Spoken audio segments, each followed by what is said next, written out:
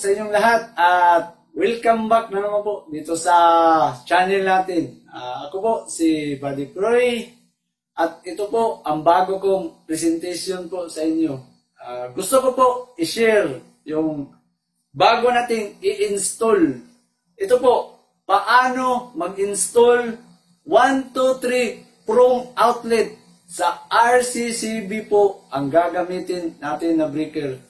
Kaya kung makikita nyo dito, nag-branch po ako ng circuit breaker.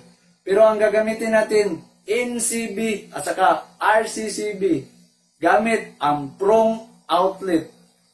Kaya yan po ang pag-i-install natin ngayon. Ito po, gumamit po tayo ng circuit breaker na surface type na screw. Itong circuit breaker na old type. At ito naman po yung isa na sinasabi natin na MCB. Ang MCB po ay Miniature Circuit Breaker. At ito naman po yung isa yung RCCB. Yung tinatawag nilang Residual Current Circuit Breaker. Dito po tayo mag-umpisa. Ano ba ang protection po dito sa surface type lang na circuit breaker? Can protect po ang ganitong klase na circuit breaker, can protect overload at saka short circuit protection. Tapos yung MCB natin, ganun din, can protect overload and short circuit. Medyo sensitive po ito kumpara dito sa kabila na surface type na breaker. Sa RCCB naman natin, can protect low voltage, unbalanced current, at saka yung isa na importante na gagawin natin, yung ground fault interrupter. So, hindi ka basta ma-electric shock pag ito ang gagamitin mo na circuit breaker na RCCB. Ito naman po yung gamit natin, yung junction box, utility, at saka ito po yung diagram natin. Ang diagram natin, makikita po na line 1 at line 2. So, may indicator tayo sa wiring para madaling masundan. Tapos, may green wire tayong ginagamit po. Kasi Prong outlet yun. Saka, gusto ko ipakita sa inyo ang kaibahan sa Prong outlet at hindi Prong na outlet. Ito po ang plus type na 3 gang. At ito naman po ang Prong 3 Prong na outlet. Ito po ang magkaiba. Dito po, dalawa lang ang butas, tapos dito tatlo. Yung parang bibig, ito po yung ground na lalagyan natin. Ito po, walang ground. So, ito yung Prong, 3 gang Prong. Ito naman yung 3 gang na plus type lang. So, ang branch circuit na ginagamit natin, mayroon po siyang ground nakalagay. So, dito po, inilagay yung green wire, nandito po sa taas. Tapos ngayon, ang wiring natin, tatlo po ang gagamitin na wire. So makikita dito sa baba, sa diagram, meron tayong black wire, green wire, at saka white wire para po masundan. Saka, ito po, i-install muna natin yung 1, 2, 3 Prong outlet. Saka natin, i-demo po ito. Bakit tatlong ginagamit natin na branch? So, umpisahan po natin mag-install. So, ito po ang gagawin natin.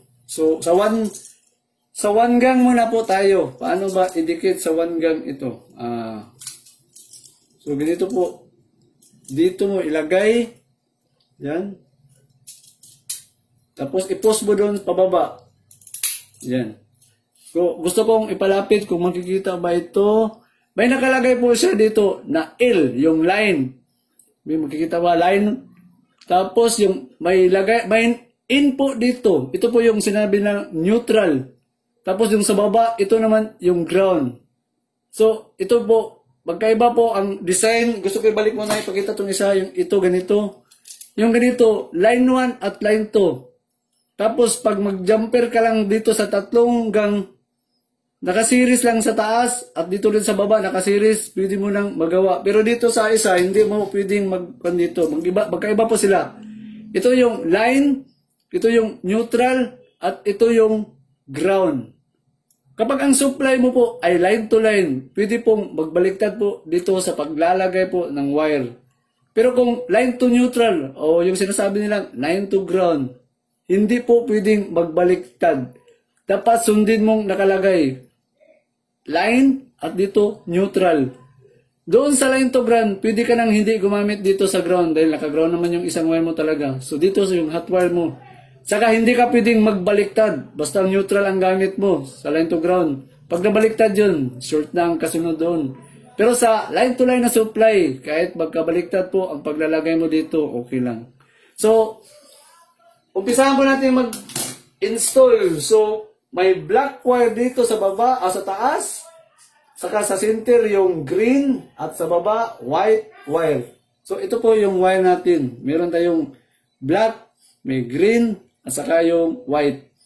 So ilalagay po natin dito yung supply ang wiring natin.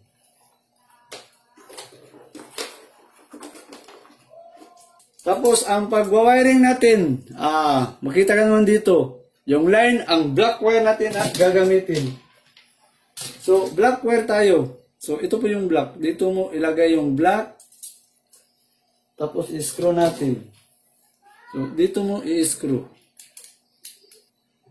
Ayan. So, dito naman sa kabila, dito natin ilagay yung white wire natin. So, kailangan mayroong white wire. Ito, white wire. So, dito mo ilagay ang white wire. Ayan. Tapos, dito ka mag-screw para maigpit. Yan. Tapos, atakin natin. Pressure tayo na dumikit talaga. Tapos, yung ground natin, dito natin ilalagay yung ground wire natin. So, dito natin ilagay yung ground. So, yan. Natapos na natin. So, itatapping natin. Una tayo magtapping. Dito tayo mag-umpisa sa 1 gang natin sa prong. So, ilagay natin ang wire dito. Tapos, nakaganyan po ang design sa prong. Ang baba, nasa, yung parang bibig po, dapat nakaganon para sa safety precaution daw. Yung, baka may mga object na mahuhulugan daw ng ganito, dapat nakaganon ang posisyon. Ayun, tapos na po, lagyan natin ng takip. Tapos, sa tapping po natin dito sa wire, hindi ka basta mawala. Dahil nakakulor code naman dito sa taas at nakakulor code sa atin. So, ang gagawin mo lang, so nakalagay naman dito, black wire, nakatap sa black wire. So, yung black, ito po yung wire na black. Tapos, yung black, ito po ang black. So, dito natin itatap yung black wire. So, makikita naman dito, naka-black lahat sa taas. So, dito natin itapping.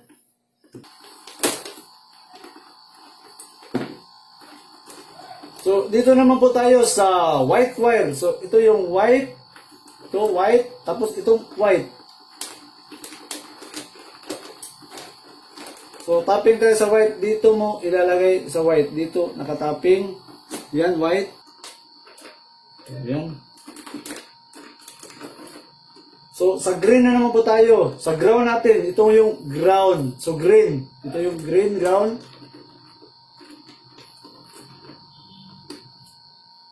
So, yan po. Tapos po tayo sa 1 gang natin. So, dito tayo sa 2 gang natin. So, ito po yung maglalagay sa kuha natin, tugang. So, dito mo isaksak. Tapos, i-post mo. Yan. So, gusto ko po ipakita sa inyo kung paano po tatanggalin po ang casing nito sa prong. Yan, yan. So, tatanggalin mo, dito mo lang ilagay. May makita kayong butas dito sa dito. Dito mo ilagay yung screw, flat, tapos ganyan mo. So, tanggal. So, ibalik natin dito. Okay. So, dagdag tayo. Dahil sa 2 gang prong tayo.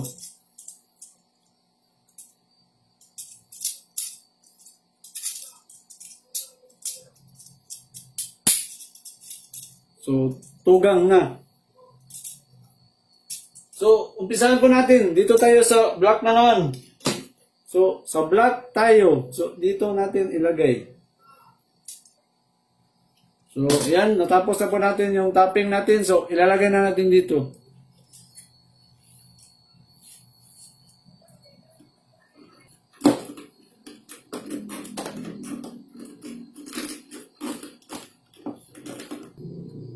So, So, tapping po tayo dito ngayon. So, dalawa na ang black natin, dalawa yung white, at saka dalawa yung green.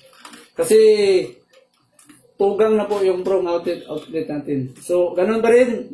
Dito natin tap sa, dito black. So, black tayo mag-umpisa dito sa black. Ito yung black. So, balatan muna natin to. Balatan natin yung black. So, tapos na po tayo. So, dito tayo sa white wire dito sa baba. So, white wire. So, yung dalawang wire. Tapos yung white. Yan, yung white. So, white wire. Dito tayo sa baba. White. So, balatan natin to.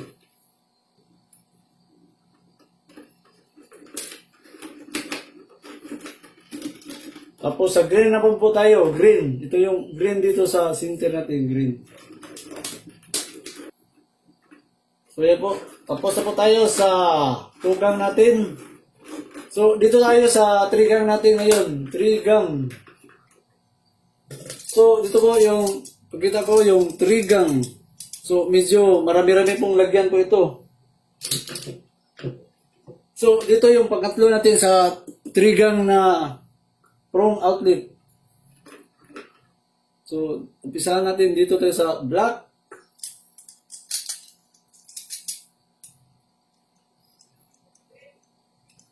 Yan, tapos po tayo. So, dami. So, tanggalin muna natin yung cover dito.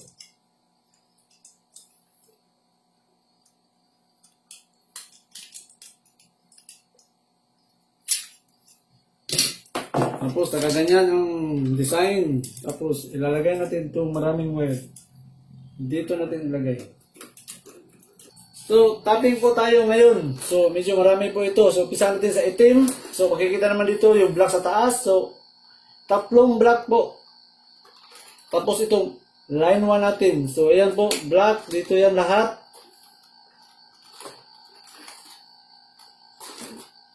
Yan, ganito ang mga green natin.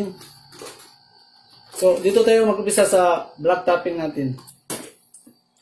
So, tapos tayo sa black. So, dito na naman po tayo sa green, sa line 2 tayo. Dito, line 2, white. So, lahat ng white, itatapping natin dyan. So, dito, lahat ng white. Ito, white. So, balatan natin. Yan, tapos na po tayo sa green tayo, sa ground. So, ground natin. Ito, ground. Balatan natin.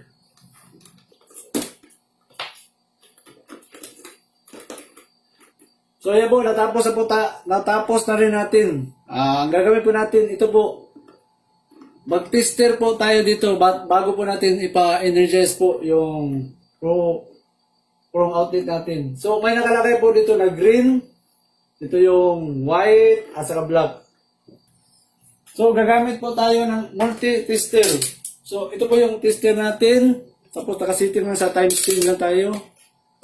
Diyan natin ilagay. So, hindi makikita. So, gusto ko itaas yung camera natin para makita natin yung tester. Yan. So, tingnan natin yung tester natin. So, gumalaw yung tester.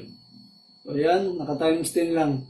So, dapat po ang mangyari po dito, dapat wala pong short circuit. So, ang pag-tester po sa ganito, pag may ground o prong na gagamitin, dapat isa-isahin mo. Dito isa, tapos dito yung isa. O, tapos walang gumagalaw. Ibig sabihin, hindi po siya short circuit o wala continuity. Tapos, yung isa na naman pong wire natin, yung sa white. So, wala rin. So, dito natin na naman sa isang wire. So, white naman tayo, tapos ito na naman po isa. So, wala rin. So, wala. So, ibig sabihin po dito, walang short circuit po sa pag-install natin. So, safety po tayo. So, ang gagawin natin, dito natin itap sa RCCB natin. Umpisa back tapping. So, makikita po dito yung line 1 natin, yung black. So, dito tayo sa black. So, line 1, tapos yung line 2. So, sa line ito na ganyan. So, ito yung line 2 natin dito sa kabila, white, line 2. So, So ngayon, tapos na po tayo sa line 1 at line 2. Dito tayo sa ground na naman natin. Susunod natin yung ground. Ang ground natin, dito mo itap sa metal. Nakalagay po ang ground natin dito sa circuit breaker na metal sa plate sa likod. So dapat dito rin natin ilagay ang ground natin.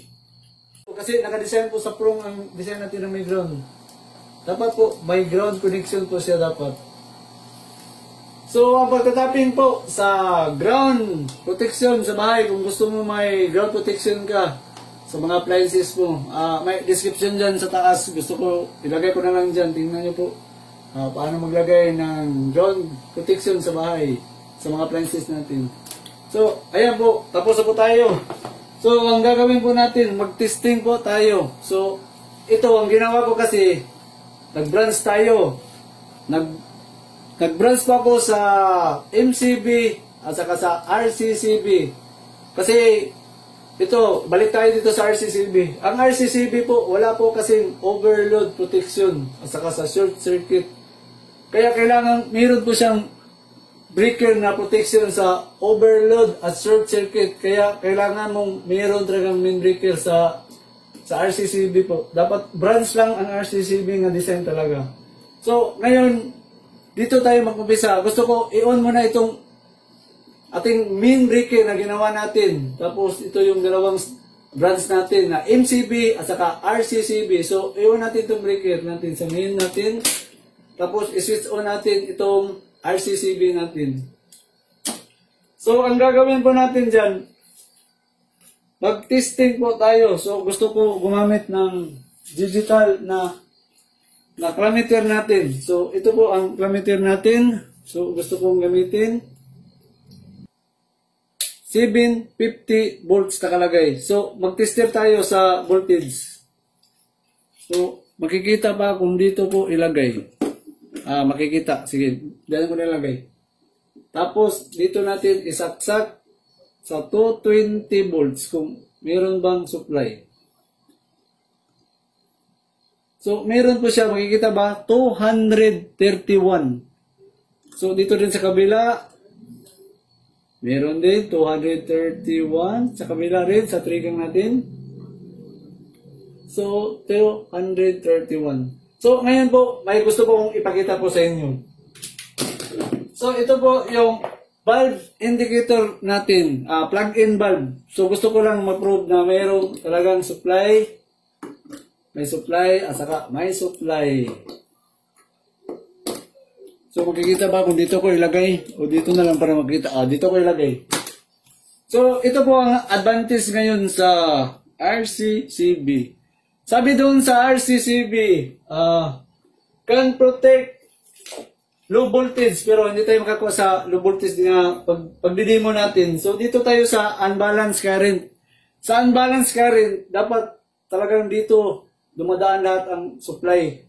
Kasi kung may crossing section, katulad dito, may valve ako ipapakita. Tapos, dito siya dumaan sa taas. May isang, i-unbalance lang natin para ma-prove natin na mayroon po talagang unbalanced load. So, dito tayo mag-upisa sa unbalanced load. Ito yung isang wire. Tapos, dito sa baba. So, makikita po, nag-shut off yung lighting. Kasi nag-unbalance yun. Hindi kasi daan. Dito dumaan yung valve, isang linya lang pinadaan, so mag-unbalance load yun. So, i-switch on natin. Tapos, dito ko sa baba ipadaan para makita natin na balance load yun. So, balance load dito. So, hindi siya So, balance po siya kasi dito na dumadaan. Tapos, ang RCCB po, meron po siyang trip na gusto mong i-testing. So, gusto ko i-trip off, no?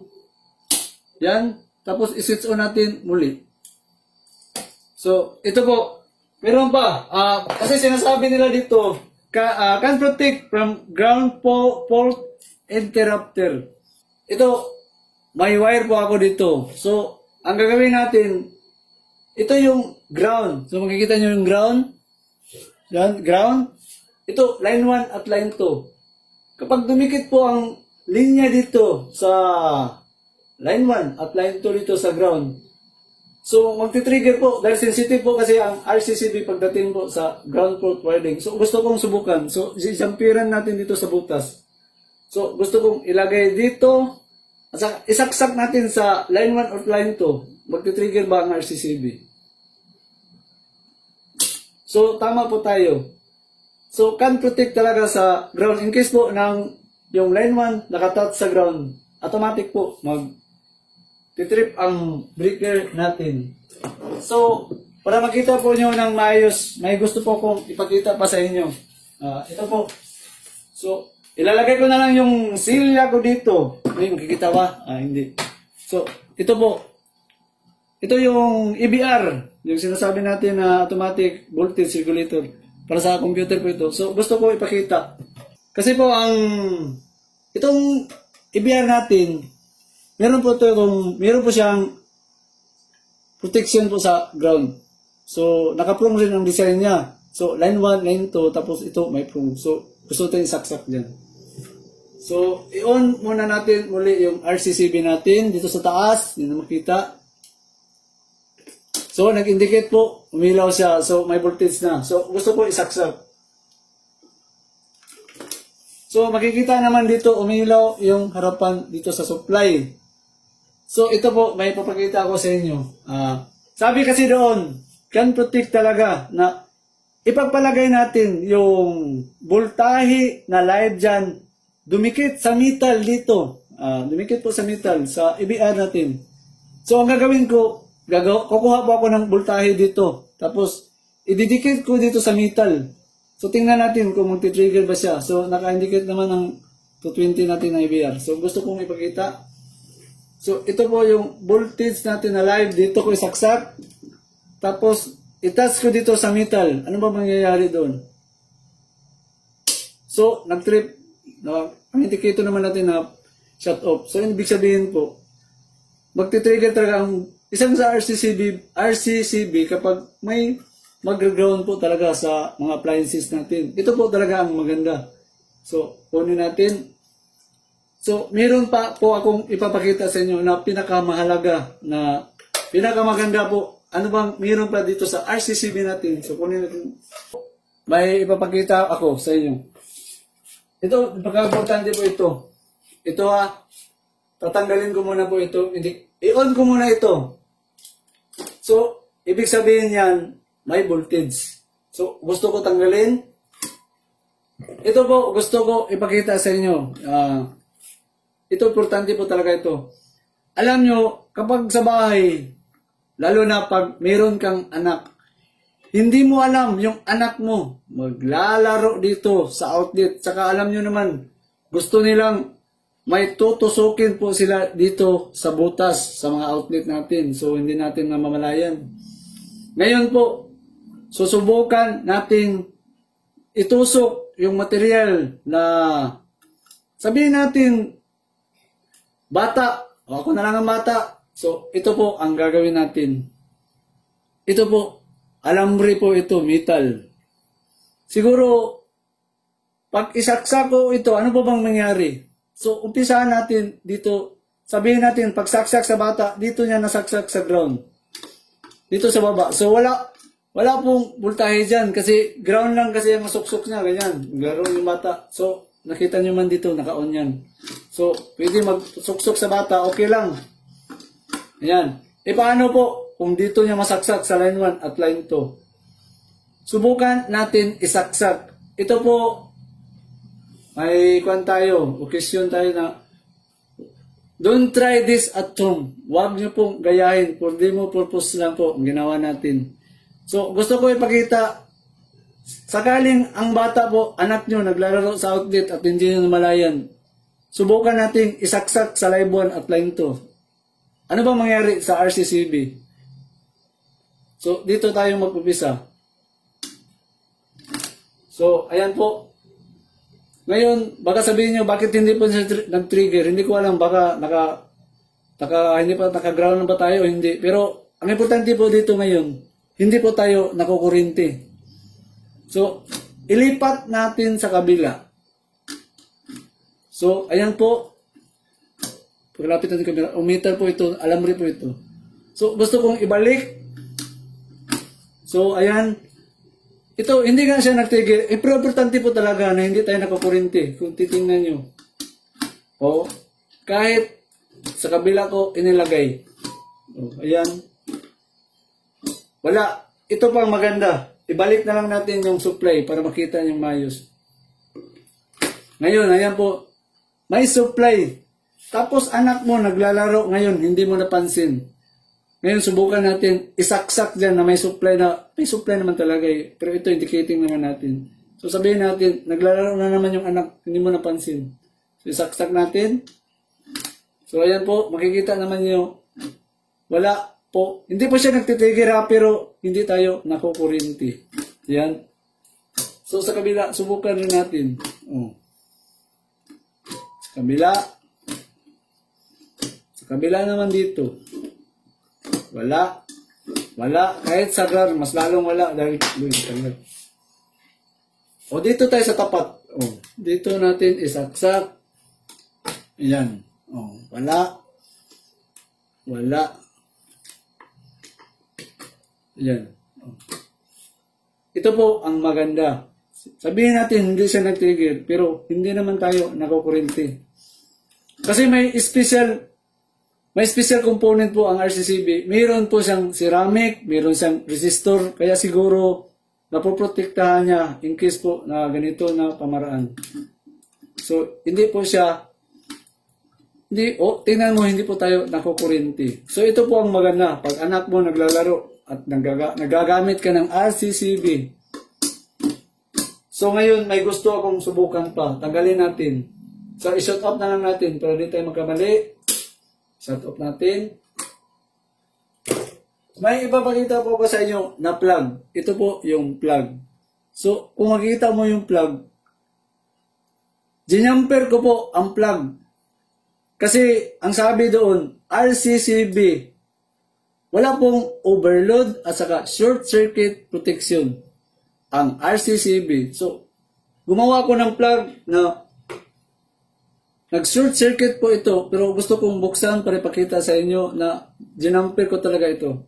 Ito po, gusto ko ipakita. Iyan po ang itsura ngayon. Naka-jumper po ang male plug natin. So, part of the demo natin, gusto ko ipakita. So, ibalik ko yung takip. So, short circuit na po ito.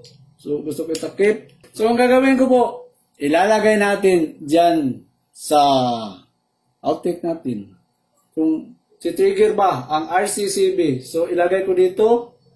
So, naka-off pa naman. So, alam naman natin na wala. So, subukan natin. Sabi doon, hindi siya makaprotect sa overload at saka sa short circuit.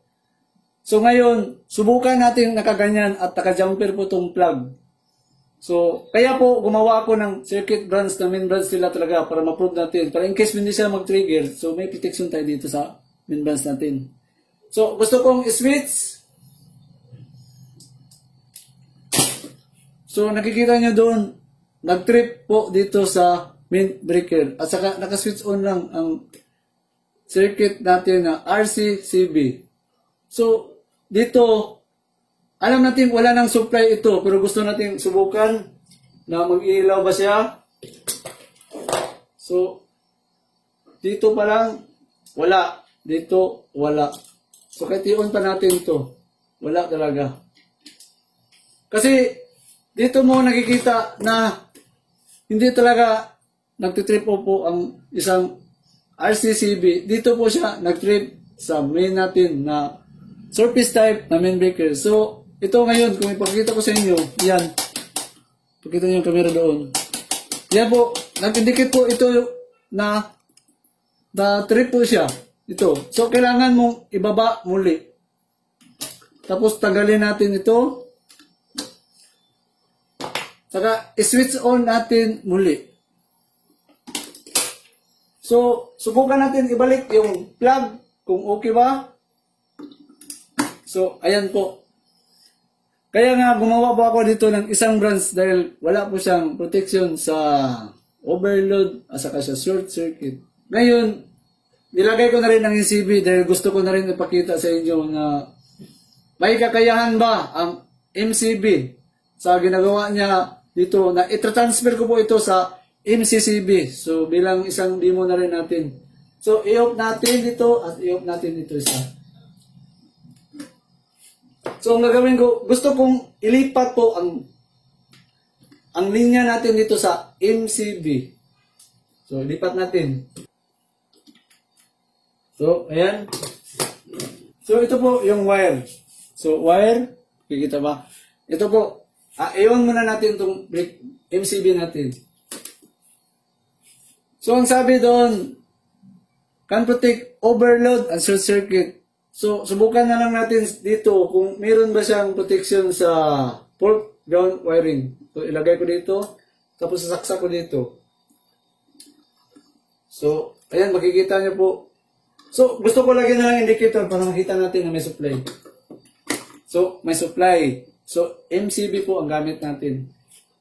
So, susubukan natin ilagay ang isang linya dito at isang ground. So, walang nangyayari, nag-iilaw pa rin. At saka, gusto ko na rin ipakita po, ibalik ko yung EBR natin dito. Yung EBR, gusto ko muling ipakita yung EBR. So, gusto ko nang isiti muli. So, ito po yung EBR natin, ibalik ko. So, medyo ibaba natin ng kunti yung camera natin. So, gusto kong isaksak. Ito na isaksak. So, nag-indicate po siya. Kung makikita nyo dyan, nag-iilaw po. Yan. So, ang gagawin natin, yung isang live dito na linya, at ididikit natin sa ground. Ano bang mangyari doon? Makaputik ba siya? Kung sabihin natin, na-grounded ba ito? Makaputik ba ang MCB? So, ang gagawin natin, isaksak ko po yung isang linya dito. So, live po ito. May indicate naman live. Yan. Tapos, i-touch natin sa ground. Sabihin natin, kasi may prong kasi itong plug natin. Makikita naman dito, may prong. Tatlo yan. So, gusto ko ibalik. Tapos, sabihin natin, nakadikit yung live wire dito sa EBR natin. So, ano ba mangyari? So, ito po, itatas natin sa metal. So, ayan po. Wala po siyang, hindi po nagtitrip kasi hindi, nag-iilaw pa naman siya rin dyan. So, kahit dito pa natin sa player ilagay. So, ayan, makikita mo, nag-spark. Yan, nag-spark dyan. Pero wala talaga. So, hindi po niya kayang gawin yung sa RCCB na may ground fault interrupter po talaga dito. Pero ito, may ipapakita na naman po tayo. Gusto ko ipakita. So, balik natin yung camera diyan. I-shut off muna natin ito. Can protect overload and short circuit protection. So, ilaw ko muli. Yan. Tapos, ito po, balik natin ito. So, sabi doon, can protect overload and short circuit. So, titingnan natin kung magti-trigger ba to. So, dito ko na lang ilagay. So, ito na naman po tayo. Don't try this at home po. For demo purposes lang natin sa channel. So, tingnan natin ngayon kung totoo bang can protect short circuit po ang MCB. MCB. I-switch on natin. So, ayan po, kung makikita nyo, nag-shut off po siya. Tapos, yung indicator bulb natin, hindi na umiilaw. So, gusto kong tanggalin ito. Tapos, i-switch on natin yung MCB natin. So, tama po ang hinala natin. So, can protect short circuit po ang MCB natin. So, shout out time na naman po tayo sa mga loading natin. So, umpisahan po natin mag-shout out. So, shout out natin si Sir Bisdak Casio. Isa po siyang vlogger. Baka gusto nyong pumunta po sa channel niya sa mga information po. Kung gusto nyong makatrabaho sa Japan at saka sa New Zealand. Bisdak Casio. Yun po, marami siyang alam doon sa information. Saka, shoutout din natin si Ma'am Chilsia Chisnat. Magandang araw dyan sa inyo, ma'am. Saka, shoutout din natin si Dinbars Bardin at sa Barriga Family from Butuan City. Ay sir, mayong adlaw ni Modas Butuan. Saka shoutout din natin si Sir Ruel Dumadag from Dubai, UAE. Oy sir, ang layo nyo, OFW siguro. Sir, kunting ingat po kayo dyan, Sir Ruel. Saka shoutout din natin si Sir G Drives from Isabela. Magandang araw dyan sa iyo, Sir G Drives. Saka shoutout din natin si Sir Lito Kakal. Magandang araw dyan sa iyo, sir. Saka shoutout din natin si Sir Amukis RB Inti. Magandang araw dyan sa iyo, sir. Saka shoutout din natin si Sir Rooney Udon from Bayambang, Pangasinan. Magandang araw dyan sa iyo, sir, sa Pangasinan, Sir Rooney Udon. Saka shoutout din natin si Sir Darwin Gabot from Alcala, Pangasinan. Magandang araw dyan, sir, sa Pangasinan, Sir Darwin. Saka shoutout din natin si Sir Llewellyn Ala. Oy, may adlaw naman din na, sir. Saka shoutout din natin si Sir Ma'am Hazel Nix. So magandang araw dyan sa iyo, Ma'am Hazel Nix. Saka shoutout din natin si Sir Darius Aranila at sa family Aranila from Tayabas City, Quezon. Magandang araw dyan sa iyo, sir. At saka sa family Aranila. Saka meron pa dito. Shoutout din natin si Sir Ismail Tanggalagan. Pa-shoutout ko sa akong mga classmate sa tanang BSIT Electrical Technology 4 years course diri sa Dumaguete City, Norso Negros Oriental State University.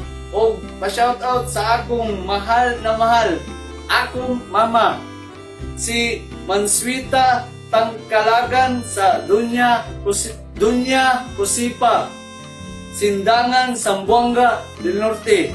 O sa akong 9 years na amiga nga nag-work sa Lavinia Hospital, DRE sa Valencia, Bukidnon. Sir, may adlaw ni mo din na, Sir Ismail Tanggalagan. Saka shoutout din natin si Sir June Escobidia from Quezon City. Pero Bisayang dako gikan sa Butuan City. Oy sir, ayo diya sir sa Quezon City. Sir June Escobidia. Saka shoutout din natin si Sir Neil Nigas from Walasian, Kapuukan, Liti. Ay sir, mayong adlaw ni mo din na sa Liti, sir. Sir Neil Nigas. Saka shoutout din natin si Sir Ramlat from Pasay. Sir, magandang araw dyan sa Pasay. Saka shoutout din natin si Sir June Largusa from Naga, Cebu. Ay sir, mayong adlaw niya sa Naga, Cebu, Sir June Largusa. Saka shoutout din natin si Sir Lansty Vlog from Negros. Oy sir, Negros, mayong adlaw din na sa Negros, Sir Lance TV Vlog. Saka shoutout din natin si Sir Buboy Villanueva from Iloilo City. Mayong adlaw naman niya, sir, sa Iloilo, Sir Buboy Villanueva. Saka the last but not the least, si Taipino Fishing TV Ondago. Sir, mayong adlaw naman. Magandang araw po sa inyo po dyan. Saka ayan po, tapos na lang natin yung nagpapa-shoutout na sa channel natin. Saka huwag niyo na rin kalimutan pong mag-like at mag-share po dito sa channel natin. At saka mag-comment po kayo doon sa baba kung anong gusto nyo itanong. Saka huwag niyo na rin kalimutan pong mag-subscribe po sa channel natin para palagi po kayong maka-update sa mga bagong video natin. At saka maraming salamat po sa palagi pong panonood po dito sa channel natin at sa pagsusuporta po. Maraming talagang salamat po. Ayan po, hanggang sa muli na naman po.